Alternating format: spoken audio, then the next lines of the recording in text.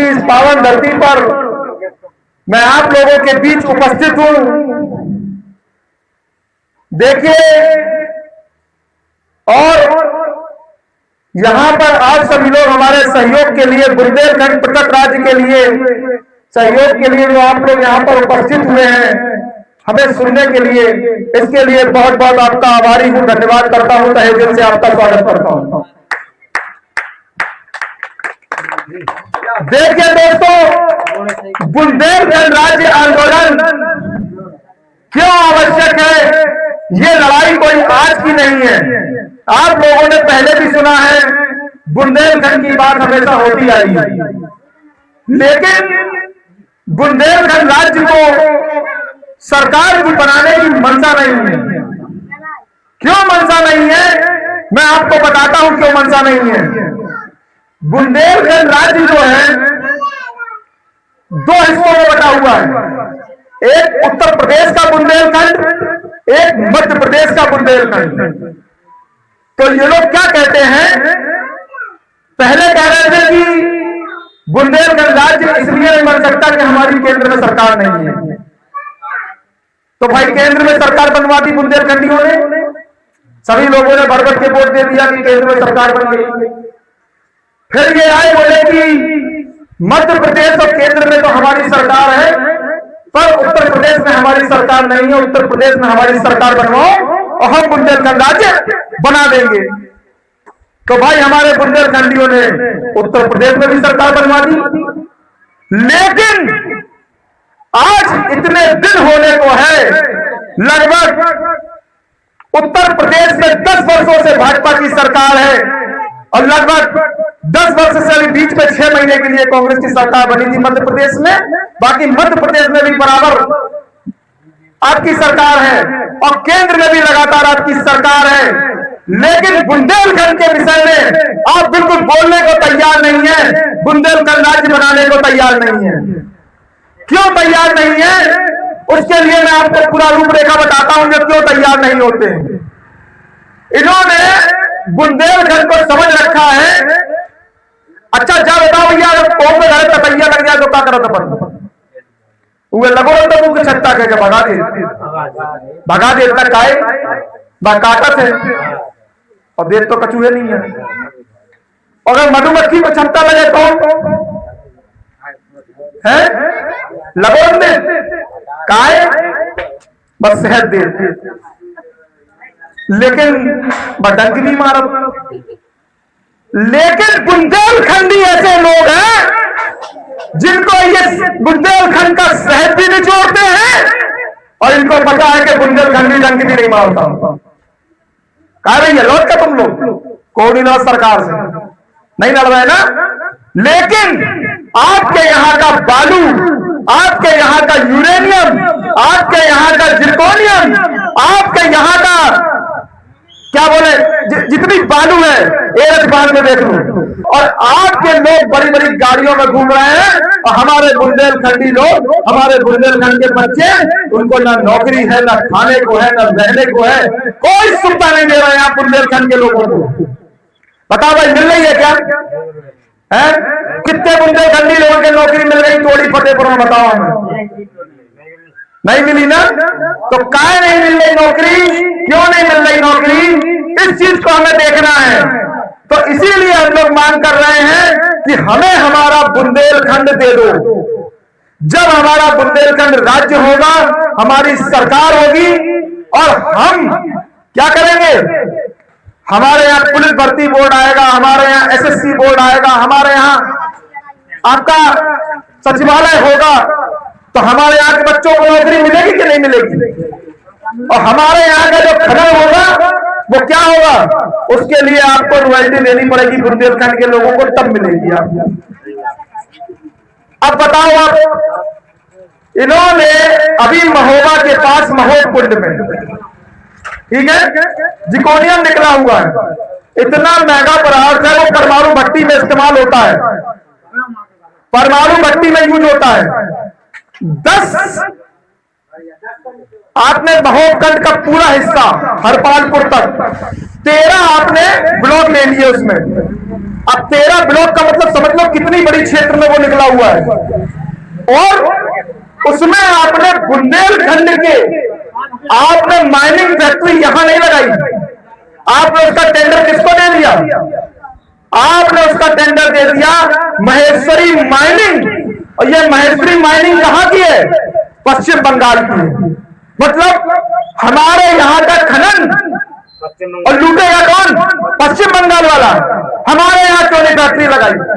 क्यों? क्योंकि ये फैक्ट्री लगा देते तो हमारे यहाँ के बच्चों को नौकरी मिल जाती। लेकिन इनकी नियत नहीं है, ये देना नहीं चाहते, ये केवल बुंदेलखंडियों का शोषण करना चाहते हैं, और शोषण हो रहा है। क्यों? क्यों हम लोग अपने हक की मांग नहीं कर रहे हैं। हम जहां भी जाते हैं हम अपने देखते हैं कि हम लोगों को ये लोग बांट देते हैं। कैसे बांट देते हैं? निजी स्वार्थ में बांट देते हैं। कैसे? कहूंगा भैया तुम हम जला बना दें, ठीक, कहूंगा हम तुम जे करवा दें, तुम शांत रहो, तुम ना बोलो, तो हम लोग शांत हो जाते हैं। उन सबसे एक ही बात कहो, हमें कुछ नहीं चाहिए, केवल बुंदेलखंड राज्य चाहिए, बाकी हम सब कर लेंगे, हमें तुम्हारी जरूरत नहीं है। क्यों? क्योंकि जहां ये वो धरती है, जब आपने देखा, जब एक समय होता था जब महिलाओं का पति खत्म हो जाता था तो महिलाएं क्या करती थी? या तो उनको सती घोषित कर दिया जाता था या वो जौहर कर लेती थी। यही होता था ना। लेकिन बुंदेलखंड की वो भूमि है, जिस जिले से आप आते हो, झांसी जिला, झांसी जिला में रानी लक्ष्मीबाई के जब पति खत्म हुए, यानी कि हमारे गंगाधर राव जी खत्म हुए, तो रानी लक्ष्मीबाई ने न जौहर किया न सती प्रथा अपनाई। उन्होंने क्या किया? उन्होंने तलवार उठाई और अंग्रेजों का मुकाबला किया। उस धरती से हम लोग आते हैं जिन्होंने कभी न गुलामी बर्दाश्त करी न गुलामी करेंगे। और मैं कहना चाहता हूं युवा पीढ़ी को, अभी देखा ना जंतर मंतर पे क्या हुआ, जहां अभी 3 महीने 4 महीने पहले लोग कहते थे भैया अब कुछ नहीं हो सकता, अब कुछ नहीं हो सकता, लेकिन इन देश के युवाओं ने दिखा दिया कि देश में आज भी संविधान कायम है, और संविधान हमें इस बात की परमिशन देता है जो परिस्थितियां एक नए राज्य के निर्माण के लिए होनी चाहिए, वो सभी परिस्थितियां हमारे बुंदेलखंड में पैदा हो चुकी हैं। अब हमें बुंदेलखंड राज्य चाहिए, और चाहिए संविधान इस बात की इजाजत देता है कि किसी भी नए राज्य का निर्माण करना है तो केंद्र सरकार बिल प्रस्ताव पास करके नया राज्य बना सकती है। तो आप लोग जब लगातार हमारा सहयोग करेंगे तो हम इस मुहिम को और आगे बढ़ाएंगे। देखिए, बुंदेलखंड में आपका खनन पहली चीज, दूसरा बुंदेलखंड को आपने शिक्षा व्यवस्था में बिल्कुल निचले पायदान पर रखा है। कहा भैया के स्कूल है, टोरी फतेहपुर में के स्कूल है कि सरकारी? 2 है सरकारी। पढ़ाई लिखाई हो कि नहीं हो? 10-15 स्कूल है, तो पढ़ाई लिखाई कैसी हो? पढ़ाई लिखाई है? अरे तो बच्चा को देख तो बता रहा हूँ कि पढ़ लो कि नहीं पढ़ लो है? तो ना स्कूलों में पीने का पानी है, ना स्कूलों में बच्चों को बैठने के लिए बेंच है, ना स्कूलों में पर्याप्त मास्टर है। कैसी व्यवस्था दे रहे हैं आप हमारे बुंदेलखंड को? सिर्फ लूटने का काम हो रहा है बुंदेलखंडियों से, और बुंदेलखंड से टैक्स पे टैक्स लिए जा रहे हैं। हर चीज में आप टैक्स ले रहे हैं। आटा, दाल, चावल, नमक, माचिस से लेके हर चीज पे हम टैक्स दे रहे हैं। इनके टैक्स का परिणाम आपको बताते हैं। आप हमें बताइए, आप जब सुबह सो के उठते हैं, आप सुबह सो के उठे, आपने ब्रश किया, जो टूथपेस्ट लेके आए उस पर क्या लगा? जीएसटी, टैक्स दिया। उसके बाद आपने क्या किया? आपने नहाया, आपने साबुन लगाया, साबुन पे क्या दिया?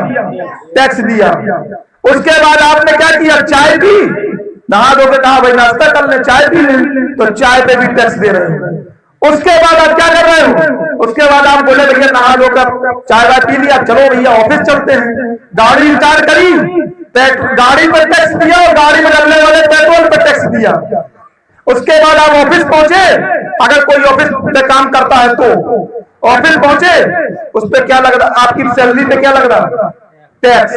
आप बोली भैया टैक्स दे रहे हैं। जो भी आप आमदनी कर रहे हैं, कोई व्यापार कर रहे हैं तो व्यापारी टैक्स दे रहा है, तो वो भी टैक्स लग रहा। अब आपने दिन भर होने के बाद आप घर पे आए, ठीक, घर पे आके आपने टीवी देखी, तो भैया रिचार्ज तो कराते ही हो, तो उमें भी टैक्स जीएसटी लगती है, ठीक। मोबाइल रिचार्ज करा रहे, उमें टैक्स, ठीक। अब हमने कहा कि भैया शाम को, हमने कहा भैया दिन भर हो गया टैक्स देते देते, अब हम भैया सो जाते हैं आराम से। तो भैया हम सो गए, तो अब सो गए तो अब तो टैक्स लगना नहीं है। नहीं जी, ये सोते हुए भी आपसे टैक्स लगते, क्योंकि ऊपर पंखा चल रहा है, बिजली पे आप क्या दे रहे हो? टैक्स दे रहे हैं। तो यानी हम जब 24 घंटे टैक्स देते हैं, उसके बाद भी हमें मिलता क्या है? ना सड़कें मिल रही, ना पानी मिल रहा, ना स्वास्थ्य मिल रहा, ना शिक्षा मिल रही, ठीक है, ना हमारे बच्चों को रोजगार मिल रहा। तो हम किस बात का टैक्स आपको दे रहे हैं? इसलिए हमें बुंदेलखंड राज्य चाहिए, हमें अपनी सरकार चाहिए, हमें अपने लोगों की सरकार चाहिए, हम सब कर लेंगे। हमारा बच्चा 2 वक्त की रोटी नहीं कमा पा रहा, उसके लिए रोजगार नहीं है, और आप यहां से खनन का भर भर के बालू ले जा रहे हो, भर भर के गिट्टियां ले जा रहे हो, और आपका बच्चा क्या कर रहा है? आपका बच्चा बड़ी बड़ी लग्जरी मर्सिडीज में घूम रहा है। क्या हो रहा है? सब बाहर के लोगों को तो ठेका मिल रहा है ना, ठीक है। बुंदेलखंड से लूट के एक और लखनऊ पैसा जा रहा है, जो बुंदेलखंड का मध्य प्रदेश से भोपाल पैसा जा रहा है, और केंद्र सरकार तो पैसा ले ही रही है। भाई टैक्स 2 प्रकार के तो लगते हैं, राज्य का टैक्स और केंद्र का टैक्स, तो हम तो दोनों टैक्स दे रहे हैं ना। तो जब हम टैक्स दे रहे हैं, तो टैक्स के एवज में हमें सुविधाएं भी तो मिलनी चाहिए। एक आचार्य चाणक्य ने भी कहा है कि अच्छा राज्य वो है जिसमें टैक्स के बदले लोगों को सामान्य सुविधाएं मिले, नहीं तो विद्रोह हो जाएगा। तो यही विद्रोह है कि हमें हमारा बुंदेलखंड राज्य चाहिए, क्योंकि आज 50 आजादी 1947 में मिली थी। 1947 से आपके बुंदेलखंड का बंटवारा हुआ था 1956 में पुनर्गठन राज्य आयोग के अधिकार से। 1956 में इसको 2 भागों में बांटा गया। बुंदेलखंड को आधा हिस्सा दिया गया, आपके मध्य प्रदेश को आधा हिस्सा दिया गया उत्तर प्रदेश को। तो 1956 से आज तक हम लोग पुनः बुंदेलखंड राज्य की मांग कर रहे हैं, और आप लोग हमें कुछ भी नहीं दे रहे हैं सुविधाओं के तौर पर। इसलिए हमें बुंदेलखंड राज्य चाहिए। अभी मोतीलाल नस्कार चाचा जी हैं, इन्होंने एक रोड की मांग की थी। कौन सी रोड चाचा आपकी? हाँ, जब पुलिया से लेकर रोड सिद्ध बाबा था, 1300 मीटर की रोड है। अधिकारी आते हैं, देख जाते हैं, चले जाते हैं, सालों से ऐसे ही पड़ा हुआ। ठीक, तो कहता हूं कि फाइलों में मौसम का रंग गुलाबी है, फाइलों में मौसम का रंग गुलाबी है, तुम्हारे वादे झूठे हैं और आंकड़े किताबी हैं। तो ये स्थिति है बुंदेलखंड की। फाइलों में काम चल रहा है, हो रहा है, बन जाएगा, और पता चला कई अभी मैंने ऐसी चीजें पकड़ी है अभी मौलानीपुर के अंदर, रोड बन गया फाइलों में, समझ रहे हैं आप? रोड बन गया और टूट गया। कब बना कब टूटा पता नहीं। तो फाइलों में इनका फाइलों में बढ़िया गुलाबी है, खूब टेंशन नहीं है, बढ़िया लहरा रहा है। ठीक, अच्छा, अभी हालांकि मुझे नहीं बोलना चाहिए लेकिन फिर भी बोलता हूं, क्योंकि हम सबकी आस्था को ठेस पहुंची है। ये हमेशा कहते हैं कि हम आत्मनिर्भर बन रहे हैं, कहते हैं कि नहीं कहते? आप लोगों को यही तो नारा पकड़ाया गया था कि आत्मनिर्भर भारत, आत्मनिर्भर भारत। भैया जब महमूद कचरई आया था तब हम आत्मनिर्भर नहीं थे, क्यों नहीं थे? कि वो आया, उसने भारत के मंदिरों को क्या किया? लूटा। भाई हमने मंदिर बनाए और वो आया, उसने मंदिर को लूटा। समझिए, इनकी क्रोनोलॉजी समझिए आप। आत्मनिर्भर कैसे बनाया इन्होंने भारत को? पहले हमारे यहाँ जो मंदिर बने, गजनबी आया, उसने हमारे मंदिर को लूटा। यानी कि हमने वो मंदिर बनवाए, हमारी जनता ने वो मंदिर बनवाए और उन्होंने आके लूटा। तब हम आत्मनिर्भर नहीं थे, लेकिन आज हम आत्मनिर्भर हैं। क्यों? क्योंकि हम ही मंदिर बनवाए, हमारी चोरी कर रहे हैं। चंदा चोरी हुआ ना, तो हम ही मंदिर बनवा रहे हैं, हम ही मंदिर चोरी कर रहे हैं। हो गया आत्मनिर्भर। ये आत्मनिर्भरता है इनकी। तो इसीलिए कहते हैं बहकावे में मत आइए।